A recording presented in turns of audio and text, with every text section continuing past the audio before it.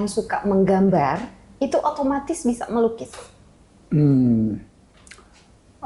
Saya kira tidak otomatis ya. Tidak, ya? So bagi saya menggambar dengan melukis itu berbeda. Menggambar dan melukis itu berbeda. Oke, ini menarik, Pak. Iya, sebab kalau menggambar itu anak kecil juga bisa menggambar.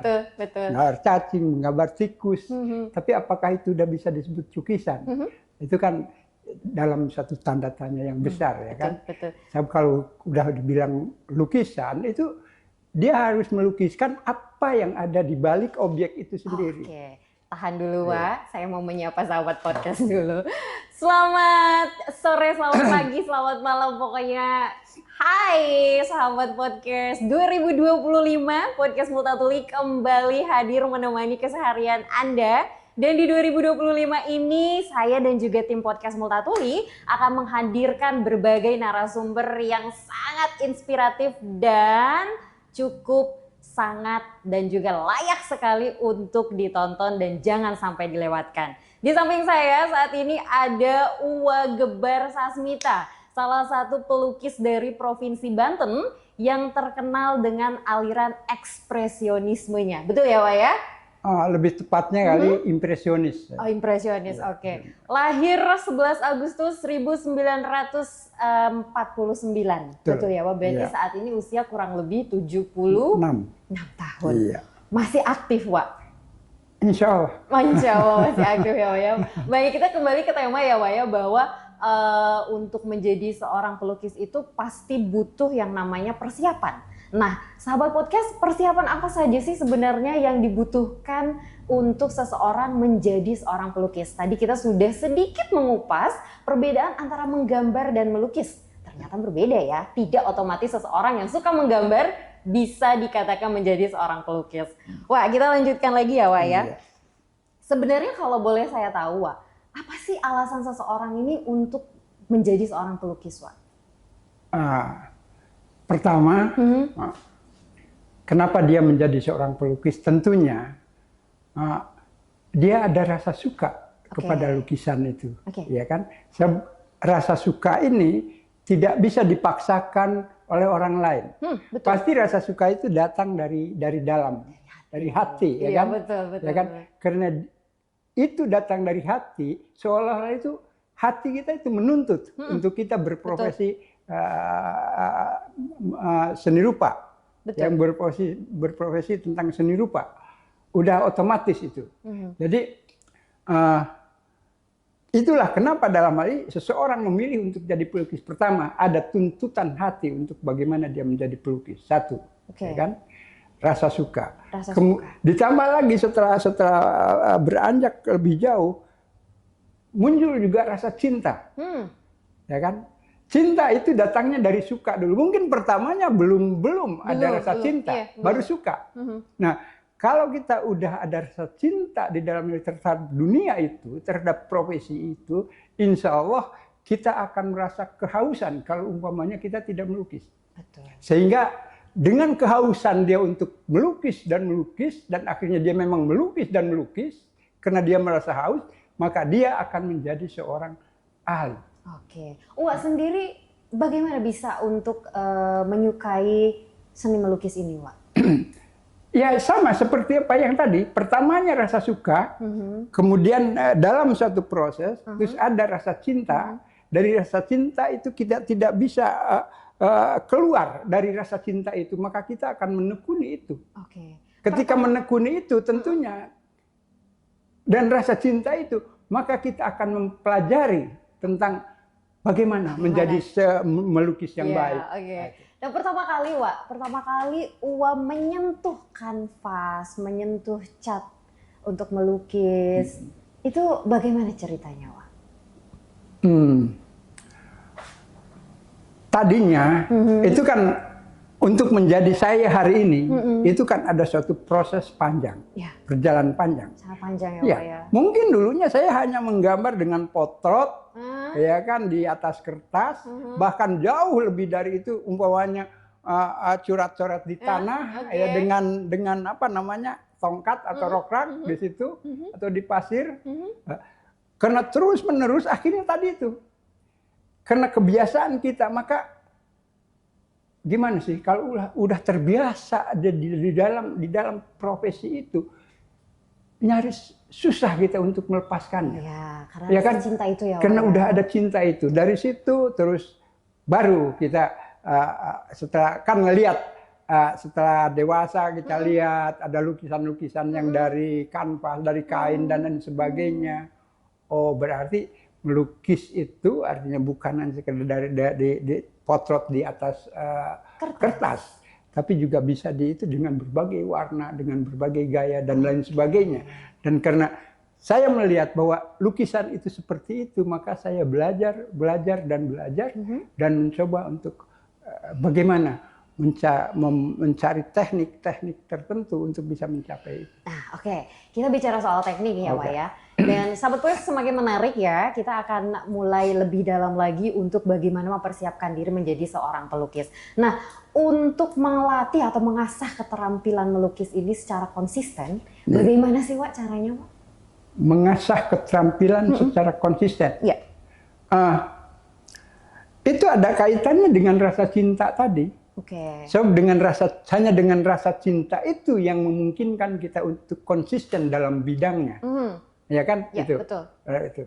Jadi dengan rasa cinta itulah maka kita akan, tapi ya kan, ketika kita mau menjadi seorang pelukis yang handal, tentunya kita harus belajar banyak dong. Betul. Ya, tentang referensi, tentang lukisan, tentang berbagai gaya, berbagai aliran, baik dari dalam maupun dari luar negeri, sehingga pengetahuan kita tentang seni rupa itu akan naik dan naik, ya kan?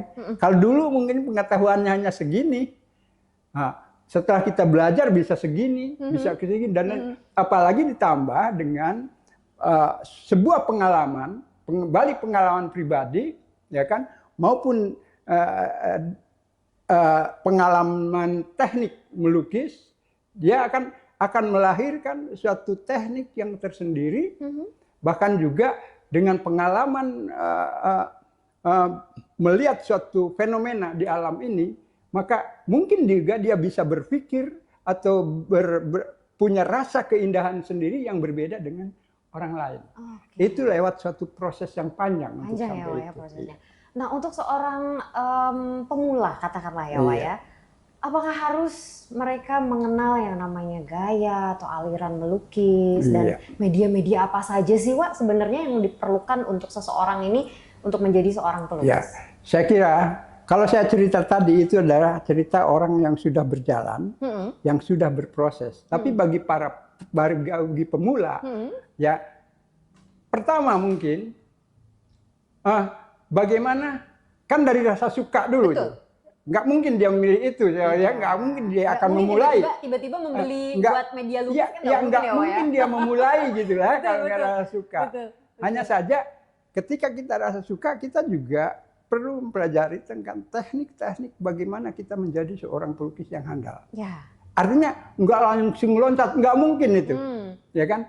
Ada dari awalnya itu apa? Umpamanya kalau kalau pengalaman saya, ya kan, dan ternyata juga itu menjadi teknik para perupa-perupa yang di masa lalu, dia harus menguasai dulu tentang bentuk. Sebab kalau kita mau melukiskan apa atau apa dan lain sebagainya, kan harus tahu bentuk dulu. Betul. Kalau tidak menguasai, kalau tidak di dalam, susah kita. Iya. Maka kita harus melatih diri dengan apa? Dengan sketsa. Pertama, seorang pemula itu harus memulai dengan bagaimana punya kemampuan dalam bikin sketsa. Awalnya sebuah lukisan itu adalah sketsa dulu. Sebelum dia menjadi A, B atau C, itu adalah sketsa dulu gitu loh. Baik sketsa dalam bentuk yang dilahirkan oleh tangan maupun sketsa dalam pikiran. Pikiran ya, Wak ya. Neket itu kan ada yang langsung pikiran, ada juga sketsa itu di sini. Yang kita sampaikan di sini sebenarnya sketsa dari pikiran kita. Dari pikiran kita, ya kan? Langsung kita tuangkan di situ, ya kan? Nah, sketsa itu ada yang sifatnya imajinatif, ya kan? Ada juga sketsa itu yang dia melihat langsung pada objek tertentu. Mau gambar apa nih? Mau gambar pohon kah? Mau gambar orang kah? Atau perahu kah? Dia bisa langsung. Nah, sehingga di situ dia tahu persis tentang bagaimana itu perahu, bagaimana itu kerbau, bagaimana itu manusia dengan segala ekspresi dan geraknya. Nah, kalau udah hebat itu sketsanya, baru kita mulai tingkatan kemudian itu kepada bagaimana kita bikin drawing. Iya. Kalau sketsa itu kan hanya bikin garis pinggirnya saja. Betul. Ya, garis pinggir, yang penting bentuknya kena, proporsinya kena, belum sampai anatomi, paling proporsi, ya kan? Kalau terus setelah itu baru kita ke drawing. Nah, kalau drawing itu udah kepada bentuk secara real. Kalau daun itu yang kayak daun, sebab di situ udah menghitung tentang gelap dan terangnya. Pencahayaan di drawing itu udah ada. Kalau di sketsa enggak, hanya garis pinggir aja, garis saja. Belum ada warna. Belum ada warna, belum ada cahaya, gelap terang dan lain sebagainya. Kalau di drawing itu ada. Nah, kalau udah piawai di dalam drawing, baru kita mulai ke bagaimana kita mewarnai itu. Tadinya hitam putih, kemudian kita warnai sesuai dengan realitanya gimana. Sebab awal daripada kita melukis, sebelum kita melukis apa saja yang lukisannya hebat, ya awalnya kita mengenal tentang bentuk-bentuk secara realistis. Ya, jadi itu harus dilalui dulu gitu loh. Realisme itu harus dilalui dulu. Ketika kita ke impresionis, ekspresionis, itu tetap harus melewati realis dulu. Sebab apa? Kalau dia impresi dari apa? Ya kan? Impresi dari satu realita yang ada. Kalau dia ekspresionisme, ekspresi dari apa? Betul. Begitu juga abstrak. Abstrak, mengabstraksikan apa? Kalau realisme kita tidak paham, nanti juga ekspresionisnya atau abstraknya juga ngawur, tidak jelas juga kemana arahnya. Iya. Semakin menarik soal podcast ya pembicaraan kita dan ini bisa saya rangkum bahwa teknik dasar untuk seseorang bisa melukis adalah melatih sketsa. Melatih kemampuan sketsa. Nah, Wak, tadi kan sedikit sudah dijelaskan tentang aliran-aliran dari melukis itu. Tadi ada ekspresionisme, ada abstrak, ya Wak ya. Sebenarnya untuk seorang pemula ini, mereka harus paham nggak sih Wak soal yang seperti ini Wak? Apakah warna, komposisi, juga perspektif dari menggambar sendiri ini untuk seorang pemula harus paham nggak sih, Wak? Untuk sementara saya kira nggak perlu, nggak penting-penting amat. Yang penting dia melatih tadi itu. Sketsa dia melatih bagaimana membuat suatu bentuk yang pas, gitu kan? Secara realitanya. Itu aja dulu. Jangan berpikir kemana. Sebab kalau belum apa-apa udah berpikir ekspresionis dan lain sebagainya, nanti sudah malah kacau. Ya, Wak? Malah kacau, nggak jelas. Kacau ya, Wak ya. Nah, kalau udah begitu nanti di dalam perjalanannya nanti setelah dia lihat pameran dan lain sebagainya, ada satu keinginan di sana untuk membuat gaya-gaya yang pernah dia lihat, gitu kan? Hanya tentunya dengan satu ilmunya yang ilmu tertentu lah, sesuai dengan gaya apa itu. Nah, bagaimana tuh Wak cara mengembangkannya Wak? Untuk cara mengembangkan gaya melukis seorang pemula ini selain melihat referensi-referensi lukisan-lukisan yang lain ya Wak ya? Ada nggak sih Wak teknik-teknik yang lainnya untuk mengembangkan gaya melukis ini Wak? Sebetulnya bukan teknik. Teknik itu sebenarnya akan mengikuti secara otomatis. Ketika kita punya kehendak untuk A atau B untuk melukis atau C dalam gaya C, itu teknik akan mengikuti gitu. Dia berusaha untuk mencari teknik untuk sampai ke gaya itu. Ya, jadi bukan di situ. Yang penting dalam hal ini, ketika dia menjadi seorang pelukis, bagaimana dia memperbanyak atau meningkatkan wawasan tentang dunia ini, ya kan? Sebab yang kita lukis itu kan fenomena yang ada di alam, banyak sekali. Banyak sekali ya, Wak ya. Terus kita menumbuhkan ide-ide, ya kan? Bagaimana? Terus juga melukis adalah, katakan itu sebuah penciptaan. Penciptaan dalam pengertian ide. Ide itu kan penciptaan yang kemungkinan belum ada pada orang lain, ya kan? Maka perbanyak itu menciptakan ide-ide ini, sehingga dari ide-ide ini maka kita mencoba untuk mengkanvaskannya. Artinya jangan monoton ketika di situ itu aja, enggak. Kita juga perlu berkembang. Harus berkembang. Kita ya, juga Wak, harus ya? berkembang. Nah, perkembangan itu sendiri disesuaikan dengan tuntutan hati. Kembali itu hati, tidak bisa dipaksakan.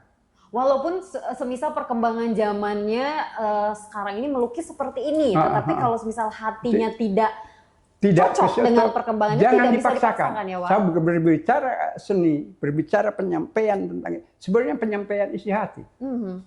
Terus apa yang kita sampaikan kalau kita di situ ada suatu pemaksaan, ya kan? Artinya di situ udah membohongi diri. Iya kan? Iya, betul. Jadi seorang seniman itu harus jujur sesuai dengan apa yang ada di dalam pikirannya, apa yang ada dalam rasanya. Kalau rasa dia dan pikiran dia ada di A, maka A itulah yang perlu kita kanvaskan, kita kembangkan. Tidak bisa pikiran dan rasanya di A, terus kita mengkanvaskan D umpamanya. Ini nggak akan sampai, nggak nyambung gitu loh. Dia nggak jujur. Seorang seniman itu mutlak dia mesti jujur pada perasaan dan pikirannya. Sebab dia adalah menyampaikan isi hatinya, menyampaikan idenya, perasaannya, dan lain sebagainya. Itulah seorang seniman. Sahabat Podcast, ilmunya mahal sekali loh ini ya, mengenai melukis. Mulai dari tadi kita tahu bahwa yang pertama yang harus kita kuasai adalah sketsa. Lalu kita harus memperbanyak referensi. Dan yang ketiga yang bisa kita ambil adalah harus jujur. Karena hasil karya seni adalah kejujuran dari seniman itu sendiri ya, Wak ya. Kalau kata Sujoyono itu, lagi itu kan yang disebut jiwa keto. Apa tuh? Artinya jiwa keto itu jiwa yang nampak. Jadi apa yang dilukis, yang disampaikan dalam lukisan itu adalah jiwanya. Jiwa yang ditampakkan di dalam karya. So, itulah kejujuran. Kalau tidak jujur, bagaimana disebut jiwa keto? Bagaimana disebut jiwa nampak? Kalau itu bukan dirinya, bukan jiwanya berarti.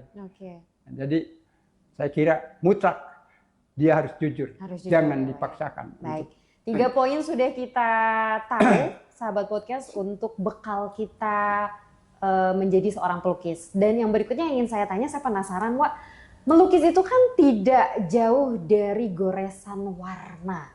Ya. Nah, untuk seorang pemula ini, apakah dia harus tahu berbagai pengetahuan tentang warna, Wak? Dan apakah media lukis yang mahal dan yang murah itu berpengaruh tidak, Wak? Oh, jelas berpengaruh. Berpengaruh ya, bahwa pengetahuan tentang warna itu mutlak.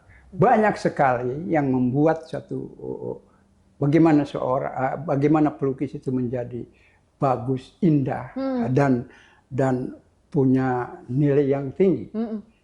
Banyak sekali, bukan hanya warna.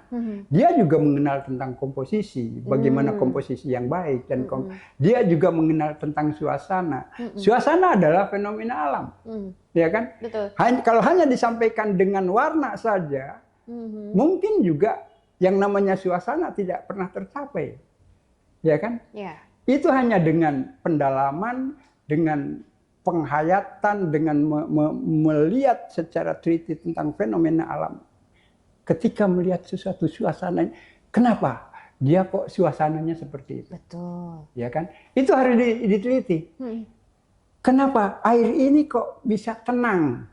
Ya tidak bergelora. Ada apa? Kenapa? Kita teliti itu. Oh, ternyata kalau air tenang itu goresannya itu seperti ini, warnanya seperti ini. Pun seperti ini ya, Wak. Kalau musim hujan warnanya coklat. Itu kan harus kita pelajari itu dari alam. Satu contoh umpamanya gini. Kita berjalan ke suatu tempat. Di suatu tempat kita itu ada perasaan merinding gitu. Sering terjadi kan itu. Iya, betul. Dan itu adalah fenomena alam. Nah, apakah itu tidak bisa dilukis? Bisa. Ketika kita mencoba untuk meneliti, mempertanyakan. Kenapa? Ketika aku sampai di sini kok ini merinding. Bulu kuduk. Kalau itu diteliti, oh ternyata yang bikin merinding ini karena warnanya seperti ini, gelap, terus apa, bahasa Sundanya apa, cakwem gitu ya kan, dan lain-lain. Itu yang membuat ketika kita melihat itu, kita juga ikut merinding gitu loh. Kita mengikuti, belajar dari alam itu sendiri. Belajarlah dari alam, teliti detail-detailnya, ada apa, kenapa. Terus melahirkan apa, itu yang perlu kita cari, perlu teliti. Dan insya Allah itu. Sebab apa? Karya yang hebat itu adalah sebuah karya yang mampu menampilkan tentang beberapa fenomena alam ini. Ketika karyanya itu mampu menampilkan beberapa fenomena alam ini, maka saya yakin betul bahwa dia akan menjadi lukisan yang hebat. Seperti itu ya, Wak ya. Iya. Jadi sebab apa? Fenomena alam macam-macam kan? Iya, betul. Ada fenomena alam seperti ini, ada fenomena kehidupan dan lain sebagainya. Ada fenomena politis. Betul. Ketika semua fenomena bisa rangkum dan kita kanvaskan, dan itu artinya bahwa dia akan menjawab dan menerangkan tentang dunia ini loh yang ada hari ini. Dan saya yakin itu akan menjadi karya yang hebat. Dan kenyataannya memang pelukis-pelukis besar, pelukis hebat, ketika karyanya itu bisa menjawab fenomena-fenomena itu, menyampaikan fenomena-fenomena yang ada di alam ini, baik fenomena alam maupun fenomena sosial atau fenomena politik.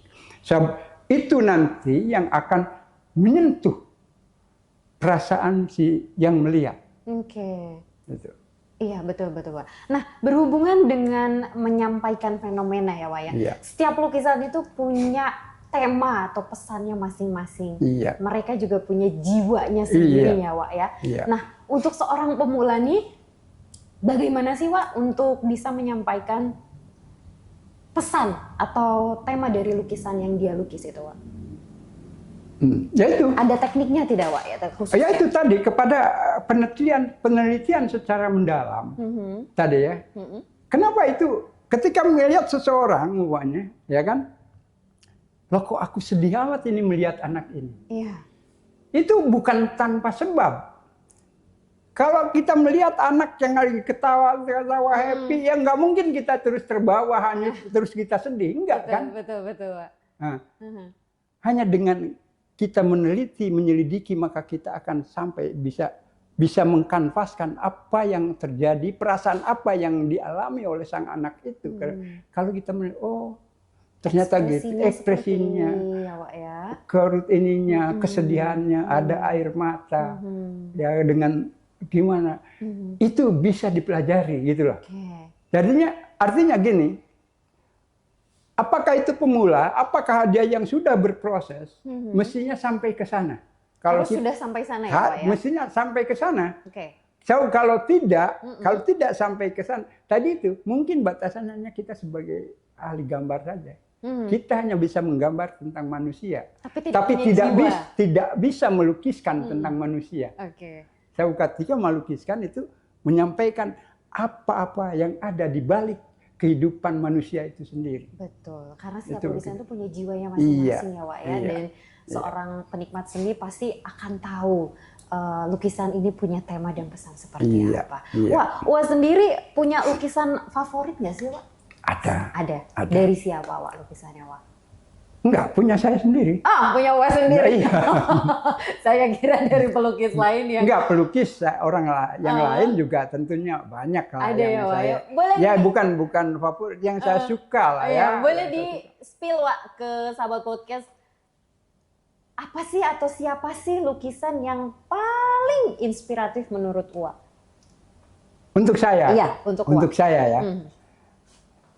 Tidak harus sama loh. Iya, ya kan? betul. Yang lain bisa menyukai, bisa memfavoritkan betul. karya yang lain, si ya. A atau si B. Tapi kalau saya memfavoritkan karyanya Hendra Gunawan.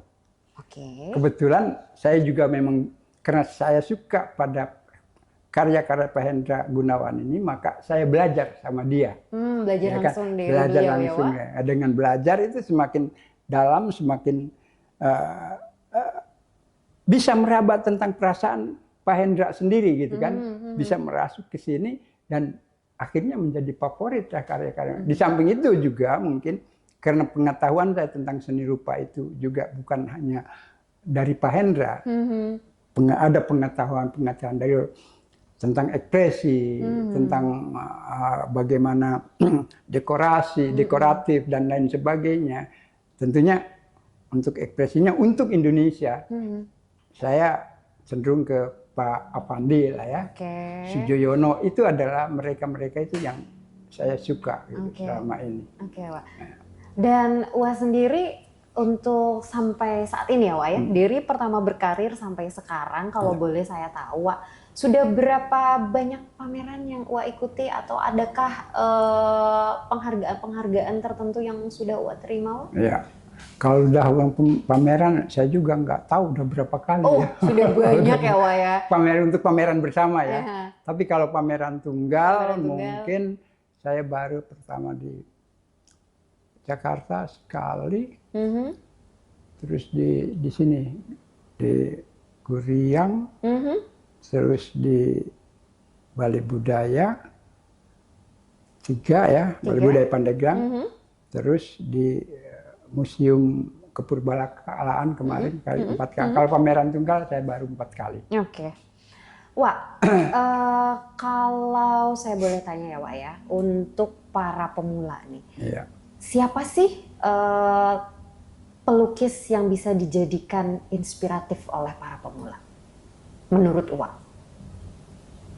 Tidak ada keharusan. Tidak ada keharusan. Tidak ada. Itu sesuai dengan seseorang itu dia menyukai mana, menyukai siapa, menyukai gaya apa, bebas. Tidak ada harus kamu harus menyukai ini, ya enggak ada itu gitu. Tidak ada. Oke. Jadi siapapun bisa menjadi inspirasinya untuk seorang pelukis ya Wak ya. Baik, Wak. Sebenarnya melukis ini kan punya tujuan ya Wak ya. Ada jangka pendek dan juga jangka panjangnya. Nah, untuk seorang pelukis ini tujuan jangka pendek dan jangka panjangnya itu seperti apa sih Wak?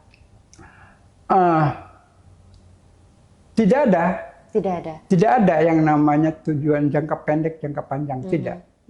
Yang penting bahwa dia suka berkesenian, suka seni rupa, berkesenian, dan dia berjalan secara dengan mengalir begitu saja. Ya kan? Adapun dia mau jadi apa itu urusan nanti. Itu mengikuti kemudian. Mengikuti ya kan? Ya kan, mengikuti ke cita-cita boleh saja ingin menjadi pelukis handal, pelukis hebat, boleh itu. Betul. Tapi kalau umpamanya kita memang ingin menjadi pelukis yang hebat, belajar yang hebat juga gitu loh. Ya, saya kalau hanya menginginkan menjadi pelukis hebat tapi dia tidak pernah belajar, tidak konsisten di dalam kekaryaannya, ya bagaimana mungkin dia menjadi pelukis hebat? Itu hanya lamunan saja, hanya keinginan, ya kan? Tapi bagaimana ketika kita punya keinginan untuk menjadi pelukis hebat, kita harus punya kemauan yang keras, berjuang untuk belajar, konsisten di dalam profesi. Wah, boleh nggak sih Wak untuk seorang pelukis pemula ini punya niatan selain menyukai tentang seni lukis, tetapi juga dia ingin mengkomersilkan lukisannya? Boleh aja. Boleh ada. Kenapa nggak boleh? Boleh ya Wak? Boleh.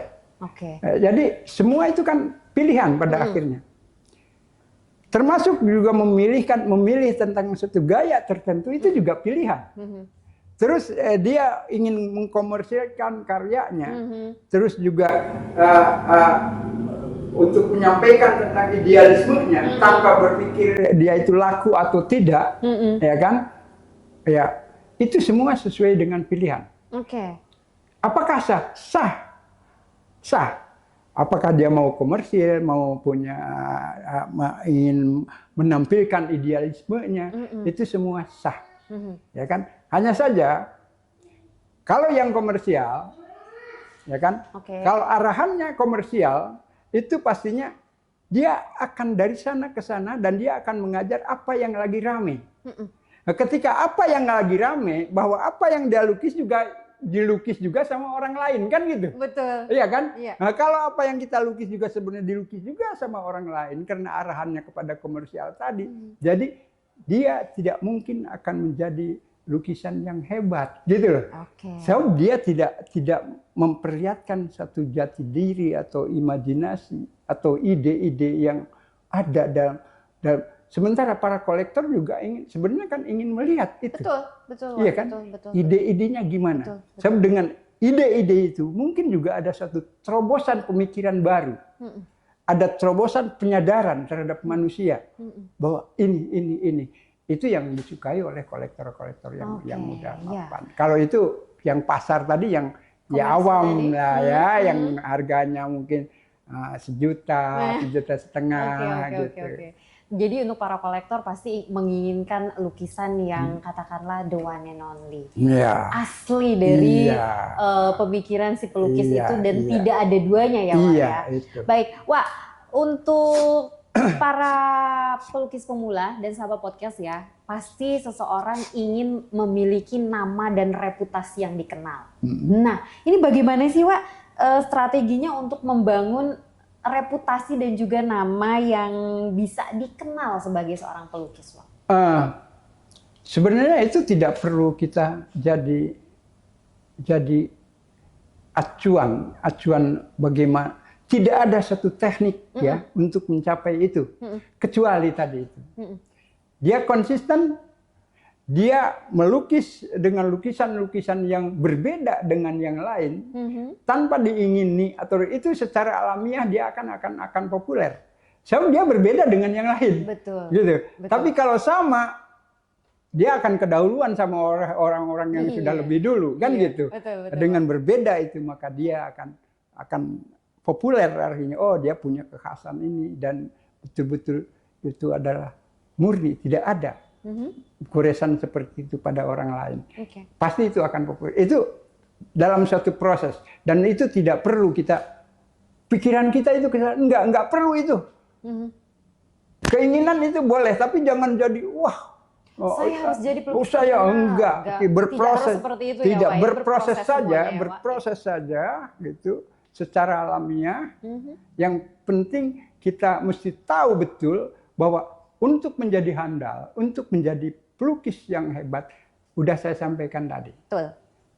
Ya. Semuanya berproses, melalui belajar ya, Wak ya. Wak, katakanlah kita berbicara sombong. Nah, lukisan Wak sendiri yang paling dikenal oleh masyarakat Indonesia, lukisan yang mana, Wak? Tentu sebuah lukisan pasti punya judul ya, Wak ya. Nah, coba di-spill, Wak, biar nanti para sahabat podcast nih bakalan penasaran, mana sih lukisan Wak Gebar Sasmita yang memang dijadikan sebagai lukisan yang punya nama untuk menjadi seorang pelukis handal. Kalau lukisan seperti itu, ini hanya tadi itu. Penilaian orang lain dengan penilaian kita kan pasti akan berbeda. Iya, betul, Pak. Dan saya nggak urus dengan semua itu. Nah, tapi yang saya suka dari karya-karya yang jadi masterpiece dari karya itu adalah Perjalanan Panjang. Dan itu nggak pernah saya jual. Walaupun ada yang menginginkan. Sahabat podcast penasaran pasti kan. Ini ada tidak, Wak? Kalau sahabat podcast berselancar di internet, ada tidak, Wak men-spill lukisan Perjalanan Panjang ini? Atau tidak? Ini hanya sebagai koleksi pribadi Wak saja? Koleksi pribadi. Wah, jadi itu kalau mau melihatnya bagaimana, Wak? Bisa ke tempat saya. Jadi sahabat podcast kalau nanti penasaran, ingin tahu. Dan Perjalanan Panjang itu sebenarnya ada di TikToknya Bill Muhdor. Nah, itu kan pernah diwawancara, yaitu kita membahas tentang perjalanan panjang. Lukisan Perjalanan Panjang itu. Saya jadi penasaran. Ada itu. Ada. Saya jadi penasaran masterpiece-nya Wak Gebar Sasmita ya. Sama podcast juga pasti tentunya penasaran dong. Kalau misalnya penasaran, langsung ya diulik ya. Bagaimana lukisan Perjalanan Panjangnya milik Wak Gebar Sasmita ini. Sebab ada suatu proses yang dan itu akhirnya saya juga sayang gitu untuk mengeluarkan. Banyak yang mau loh. Penawaran tertinggi, Wak? Penawaran tertinggi itu sampai tempo hari udah ada yang mau bayar itu 50 juta. Wah. Itu ukuran hanya 1 meter kali 65. Oke. Ukurannya. Itu udah ada yang mau itu. Kolektor di Jakarta itu datang lagi supaya karya itu dijual. Tapi Uwa tidak mau menjualnya. Bahkan mengutus dua orang pelukis untuk supaya lukisan itu dijual. Enggak. Kepala Pariwisata Aceh itu dia juga ingin. Dan soal harga tidak ada masalah. Yang penting itu dijual, tapi saya enggak. Bukan berarti saya tidak butuh uang. Butuh loh. Saya ngerokok aja sulit waktu itu. Tapi apa? Kenapa saya pertahankan? So, itu adalah memang jiwa saya kali ya. Jiwa saya, diri saya. Inilah. Dan nyatanya, alhamdulillah, karena itu kita pertahankan, malah karya ini jadi boom. Boomnya karya ini akhirnya boom juga untuk diri saya. Iya, betul. Itu efeknya gitu ya. Tapi kalau itu udah lenyap, udah nggak ada lagi yang Iya, betul. Tidak ada lagi yang bisa dikenang dari Uwa Gebarsasmita ya, Wak ya. Ada rencana buat dipamerkan, Wak? Apa itu? Perjalanan panjangnya? Udah pernah dipamerkan. Sudah pernah dipamerkan. Sudah pernah. Sudah pernah ya, Wak ya. Di Museum Kepurbakalaan dipamerkan, diikutkan, terus di pameran di 4 kali pameran tunggal itu saya pamerkan. Ya, baik. Yang itu yang perlu mungkin teman-teman mestinya tahu ya. Kenapa saya begitu sayang? Sebab itu adalah waktu itu hati saya tersentuh oleh suatu keadaan. Tadi tuh fenomena sosial. Ketika itu saya main ke rumahnya Pak Barli, pelukis senior di Bandung itu ya, maestronya di Bali, di Bandung. Bertamu ke sana, keluar dari rumahnya, tahu tuh di depan rumahnya itu ada tong sampah. Nah, di tong sampah itu ada orang yang cari makanan.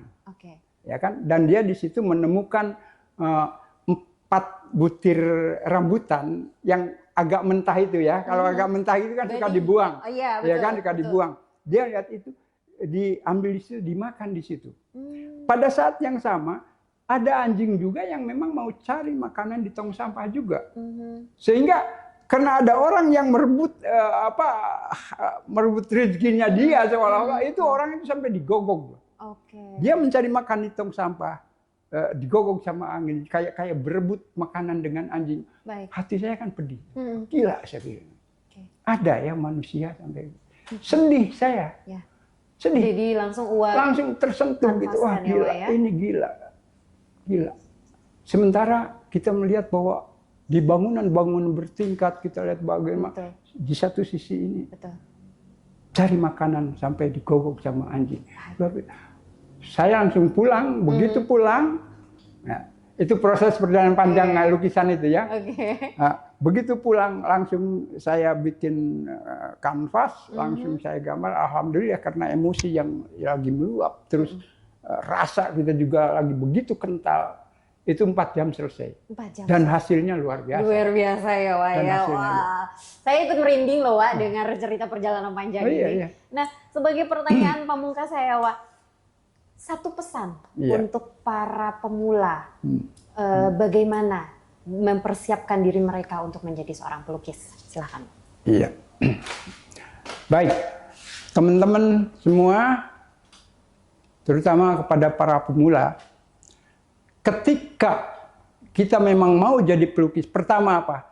Tanamkan dulu pada diri kita itu rasa cinta terhadap dunia itu. Ya kan? Pertama itu. Tanpa cinta, jangan-jangan kita nanti akan sakit di tengah jalan. Ya kan? Jangan pernah berpikir untuk, kalau mau jadi pelukis ya, kecuali kalau dia mencari uang, itu lain masalah. Silakan saja. Tapi kalau mau menjadi pelukis, tanamkan rasa cinta. Dengan rasa cinta itu, maka kita akan menekuni bidang itu, ya kan? Akan mengambil suatu pelajaran dari pengalaman maupun dari pengetahuan-pengetahuan yang sudah tersebar di masyarakat ini. Kita ambil pelajaran, kita tekun secara terus-menerus, continue. Dan saya yakin bahwa nanti suatu saat teman-teman para pemula itu akan menjadi handal. Karena apa? Karena terbiasa. Dan satu hal lagi yang perlu itu ditumbuhkan di dalam bagaimana teman-teman mengembangkan ide di dalam diri ini, ya kan? Ide, pemikiran dan lain sebagainya, memperhalus perasaan juga. Sebab itu yang akan menjadikan karya akan menjadi hebat. Tahu apa? Saya punya ini, Mbak. Ada dua calon pelukis ya, pemula. Mana yang lebih hebat ketika seorang ini yang handal di dalam teknik, di satu sisi dia handal di dalam ide. Idenya luar biasa, cemerlang. Ini idenya itu, ini kepiawaiannya dalam teknik. Tapi miskin ide. Saya mempertahankan bahwa yang akan menjadi hebat adalah orang yang punya ide yang cemerlang ini. Sebab apa? Ide ini kan tidak bisa dipelajari kecuali kita dari hati terus mahal. Ya, sementara teknik itu bisa dipelajari. Kalau idenya itu sampai di sini, maka dia akan berusaha untuk bagaimana dia menguasai teknik untuk sampai di sini. Tapi kalau umpamanya idenya itu hanya sampai sini, sehebat apapun tekniknya, bahwa dia akan hanya sampai di sini. Sebab idenya hanya sampai sini. Jadi ide itu yang lebih penting. Tidak berarti teknik tidak penting. Teknik harus dipelajari, tapi ide juga harus ditumbuhkan di dalam benak kita. Termasuk juga rasa kita. Oke, baik. Sahabat podcast, luar biasa sekali ya perbincangan saya dengan Wagebar Sasmita di kesempatan podcast Multatuli episode kali ini. Dan untuk para sahabat podcast yang tadi penasaran ingin melihat masterpiece-nya Wagebar, silahkan langsung ya searching saja Perjalanan Panjang.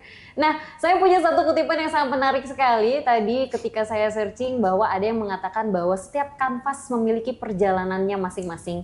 Jadi untuk para sahabat podcast yang ingin memulai melukis, mulai saja, tidak peduli dengan satu warna atau rumitnya sketsa, mulai saja dan cintailah.